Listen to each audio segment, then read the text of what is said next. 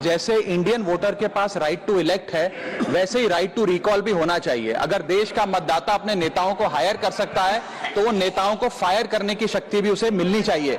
Sir, right to recall is a mechanism that empowers the voters to deelect a neta representative before the tenure ends if he fails to discharge his और her duty. Sir, हम MP MLA चुनते हैं, उसके बाद अगर वो काम ना करे, अपने वादे भूल जाए, जनता से दूर हो जाए, तो 5 साल तक इंतजार करने के अलावा जनता के पास कोई ताकत नहीं है।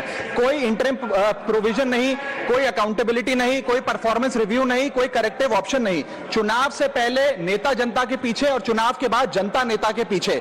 और सर, 5 साल is too long a period in this day and age. अगर एक गलत फैसला गलत नेता को चुनने का लिया तो लाखों लोगों का भविष्य अंधकार में जाता है और पूरा क्षेत्र पीछे जाता है। Sir, we can trust our voters to elect.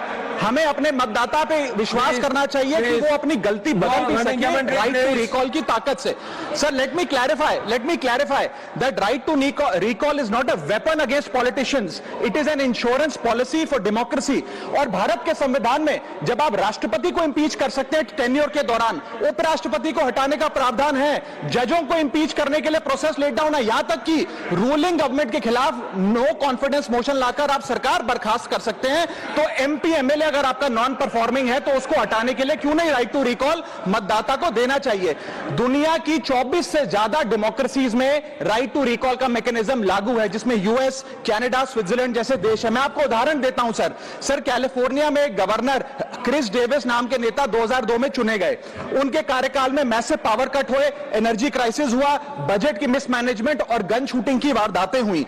उसके चलते 1.3 मिलियन कंस्टिट्यूएंट्स ने एक पिटीशन साइन करके दी कि इन्हें रिकॉल किया जाए। वहां के चुनाव आयोग ने रिकॉल वोट कराया 7 अक्टूबर 2003 को और 55% मतदाताओं ने वोट किया कि इस नेता को बर्खास्त किया जाए।